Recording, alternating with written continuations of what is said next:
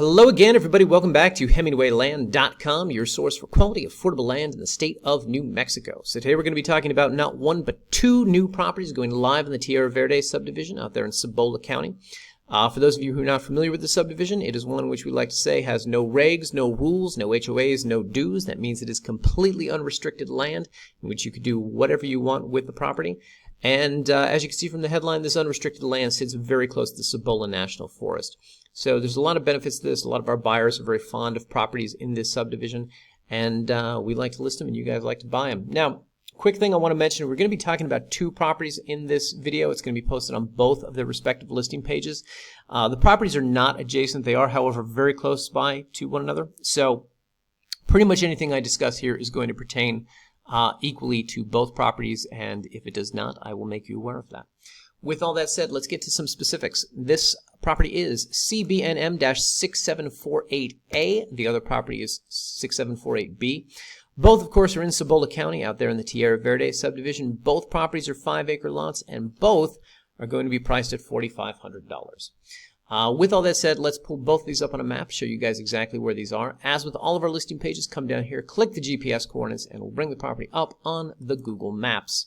So just very quickly, I want to give you a sense of the difference in location between the two. It's not much of a difference, but this will be a landmark for us right here. This is a home owned by someone that is occupied 365 days a year. The guy lives out there. The A property sits due west of this property along the exact same road right here. And the B property sits just a little bit northwest of, so this is, all right, this is the B property right here, and it sits just northwest of that landmark that I was pointing out earlier.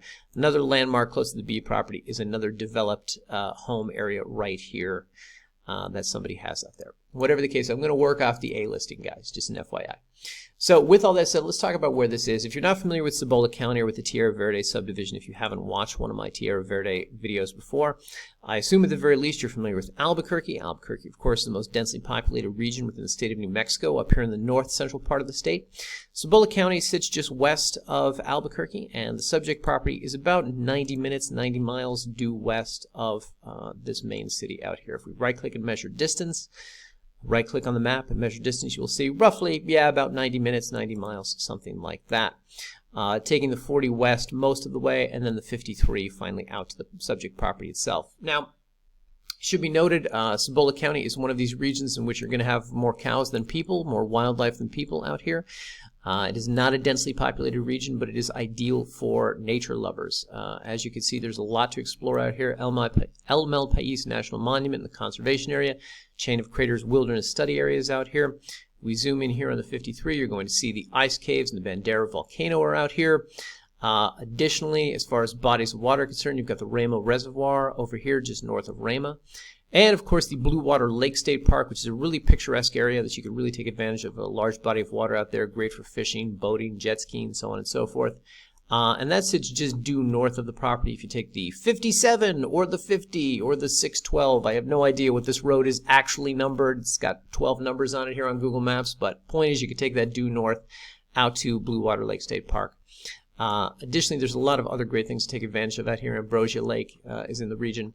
But most notably is this giant patch of green that you have here on the map. This, of course, is about 300,000 acres, known as the Cibola National Forest, where, of course, you can get permitted to go hunting.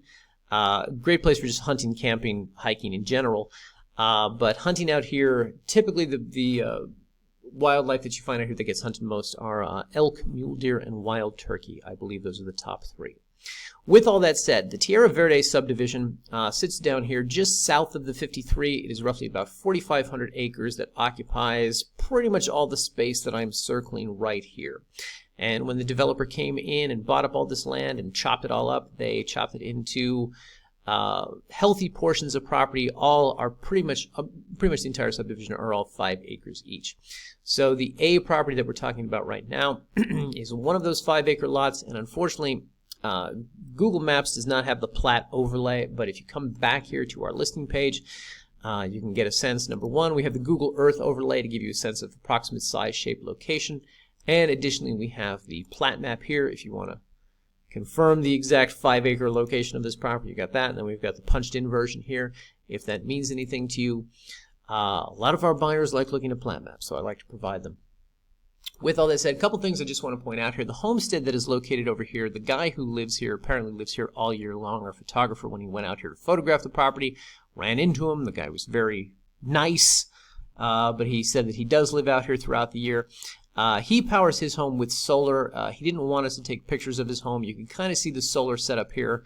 Additionally, we do have one photo in the gallery, which I'll point out in a bit, which kind of reveals the solar setup that he has out there. But that's how he's getting power to the property. There are no power lines along this road. This right here is one of the main roads in the subdivision. It's called Camino de Agua Vida. And if you come down here to this sort of cross street here, you can see where the nearest power line is. And there's sort of a utility easement that's carved out here. Here's another, here's another, here's another, so on and so forth. So that's where the nearest power is. And it sits roughly, I believe, about a half a mile south of this subject property. Yeah, roughly about a half a mile south. So Continental Divide is the utility company that services this region. You can reach out to them. You can ask them about the cost of getting power extended out to the property. Some people out here have done that. This is one home where you can see they've got power out here servicing the property. Here's another power line, but these seem to exist almost on their own. So this is something that the utility company can come out and do. My guess, however, is that it is probably prohibitively expensive, and solar is likely not only the more affordable, but also the more logical option for a region like this. And of course, that pertains both to this property as well as to the B property, which sits up here. It sits pretty close to this development, and you would think that that this guy would have some kind of power line out here, power pole. I don't see any. Scrutinizing Google Maps, our photographer didn't discover any. So again, I'm going to say that logically speaking, solar is going to be your best option with these properties. Now, with all this said, let's get to the photo gallery. As with all of our properties, the photos that you see here are from the land itself. We send our photographer out to each of these properties to photograph what we list on our website. So, first thing I want to point out, Tierra Verde is one of these areas in which the roads, sometimes you'll have dirt roads like this, sometimes they're less obvious where the actual road is. The land out here is generally pretty flat. That being said, it is the sort of place that you want to approach with an off-road capable vehicle, something with four-wheel drive, big truck, something like that to get out here. Not all the roads are going to look like this, though many of them do, but you do want to be prepared for the ones that don't. Number one. Number two, here's the solar setup that we kind of get a sense of in this picture for the neighboring property. Just wanted to point that out to you guys. This guy also has a satellite dish on his property, so he seems to be, living pretty well out there. Anyway, the other thing I wanted you guys to take note of is with this land, you have nice, flat, buildable land out here. That's pretty much what all this property is in Tierra Verde. It's very easy to come out here and begin building, park whatever you want, an RV, a travel trailer, things like that. As noted earlier, the property has no restrictions on things like RV usage. So, if you want to just live out of one for the length of the year or however long, indiscriminate periods of time, you are going to be able to do that in this region. Additionally, if you do want to build out here, you want to put down a trailer, permanent foundation, or otherwise, it's easier to do on a property like this where you don't have to do so much excavating, where you don't have, a really hilly terrain or really rocky terrain, etc. Additionally, property boundary markers are visible on a lot of these properties out here. What they tell you in Tierra Verde is that all of the properties, obviously they were surveyed and staked back in the 70s. A lot of times with these subdivisions, these kind of master plan subdivisions, these stakes either disappear over time or they get, stolen or things happen, Point being, in Tierra Verde, supposedly a lot of these are all still in place. Unit 2, I believe, is staked with rebar. These sort of rebar poles, rebar spikes that you see right here. That seems to still be the case. Our photographer found 2 of these, and he does not go out of his way to look for these. So this is one of the ones on the southernmost end of the property, closest to the road. The northernmost ones, which of course would be 5 acres away from where he's photographing, he did not find, but my guess is they are still out there. And if that is the case, of course, it's going to make it a lot easier to, a lot more affordable for you, the buyer, because you're not going to have to get the property surveyed to tell you where the thing begins and ends and, where your property boundaries are, etc. By the way, we sent our photographer out here earlier in the year, and he came back with some of his least inspired photos ever because he had no clouds and terrible weather and bad light and whatnot, so we were glad to get him back out here to shoot more of these. This really gives you a sense of how picturesque this region is, and of course I think it's also been experiencing some rain recently, which is why the photos are so green, which is why the land is so green. And you can get a sense of how sort of thriving the vegetation is out here. Additionally, get a sense of just how kind of nice the scenery is. You have some nice views of the Cibola National Forest off in the distance, as well as the mountains that are out there, etc., etc. With all that said, I will let you guys explore the photo gallery on your own. I will, however, let you know that we're going to have a drone video down here that is going to give you some additional insights into the property, the terrain, the surroundings, etc. And one thing I forgot to mention, seasonal pond, guys, seasonal pond. Next to the A property, if you come back here and you look at Google Maps, what you're going to see is there is this thing right here that is just a shape of dirt, a giant thing of dirt right there. Apparently, throughout the year, occasionally in the spring and summer, that does become a seasonal pond when rainwater kind of pools there until it eventually evaporates later. So I just want to make you guys aware that it's not necessarily a place that you go fishing, but I do want to make you guys aware. By the way, I told you I'd let you look through the gallery on your own. I do, however, want to point out as we get into the later images here, you can get a sense of the mountains off in the distance and how kind of pretty that is, etc., etc. All right, guys, with all that said, as noted, drone video down here, you can explore that more. Now, one thing I want to get into with you guys is mentioned earlier about how there are no regs, no rules, no HOAs, no dues, etc. I want to talk about that. So, Cibola County is one of these counties in New Mexico that has no formal zoning designation, which means they typically defer to the subdivisions that are within their county as to covenants and restrictions, whatever sort of rules those subdivisions want to place. That's what Cibola County does. They defer to the subdivisions. And this particular subdivision has no HOA, it has no covenants, it has no restrictions. And you can learn more about Tierra Verde by coming down here. We have a couple links for you guys. One is the Tierra Verde Ranchettes page. This is a website that does not seem to be updated incredibly often. But you can read through here. You can learn more about the subdivision. There is actually a lot of information on this page, including most notably their FAQ. We also have the FAQ linked here on the page. And this is where they talk about, amongst other things, about the units being staked with things like wood tags and metal stakes and rebar spikes and blah, blah, blah. This is where they make claim to the fact that these properties are, in fact, staked out. There's also some other helpful information that you can learn here about the subdivision. And additionally, we also have a link to the Tierra Verde Ranchettes Facebook page. This does not seem very active. Last post was Christmas 2012. That being said, we have reached out here and talked to a number of landowners in the area. We've picked their brains on some topics, particularly some of the things that I mentioned in this video or other videos. So it's not difficult to get somebody to respond to you, to answer some questions if you do have questions about, practically speaking, what it is like living and building out there. This is a good resource for you guys. Now, additionally, I also want to make you aware, we talked earlier about the Continental Divide Electric Co-op that services this region. If you're not a big fan of solar, if you do have the money to get power extended, that whatever it is, half mile, click this link. It'll take you to their website, and you can reach out to them. You can talk to them, say, hey, I'm looking to buy some land in Tierra Verde. Power is roughly about a half mile from the lot that I'm looking to purchase, or whatever, 3/4 of a mile.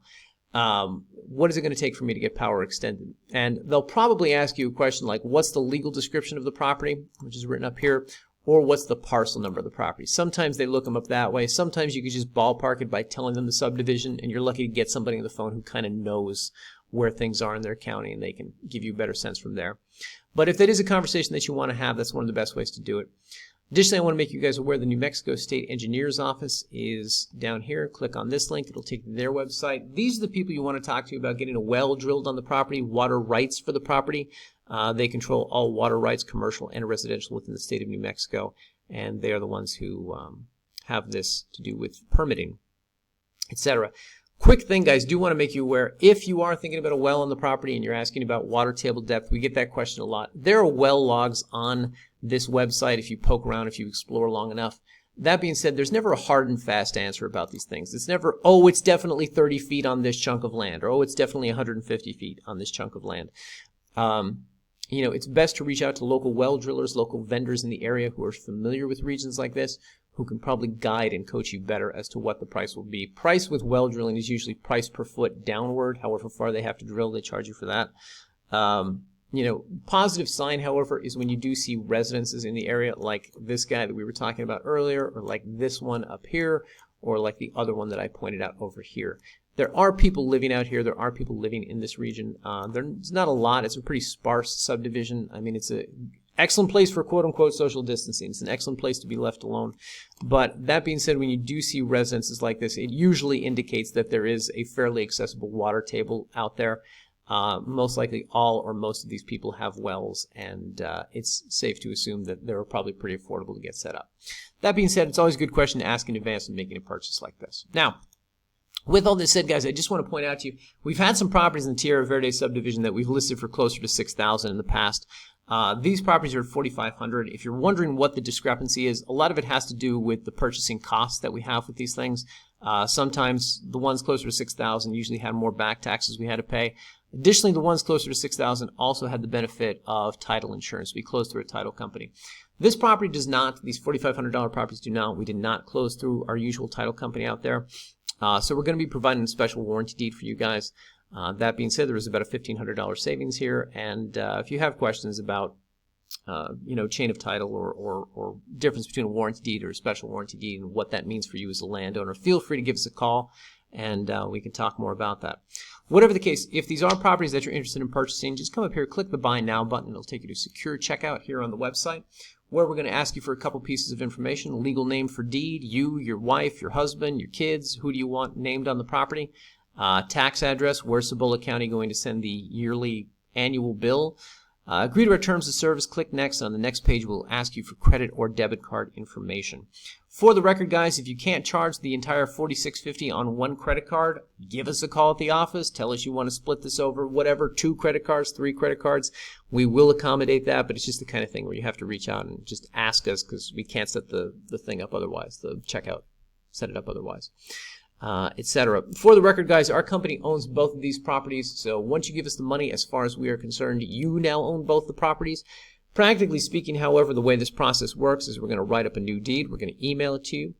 Once you approve it, once you tell us we spelled everybody's name right, things like that, we're going to autograph it, notarize it, mail it off to Cibola County to be recorded. They will record and they will forward on to you. And from start to finish, from the time you give us money till the time you get that deed, is roughly about 3 weeks. I think lately mail has been slowing down here in the U.S. I've experienced this, and so might be some delay in getting the deed, but we'll say 4 weeks, worst case scenario, I imagine. Whatever the case, that's the way the process works, guys. If you have any questions about the property or any more about the buying process, feel free to give us a call, 702-919-7170. Leave a comment here on the YouTube or shoot us an email at support@hemingwayland.com. As always, thanks for watching, guys. Much appreciated, and we will see you in the next videos.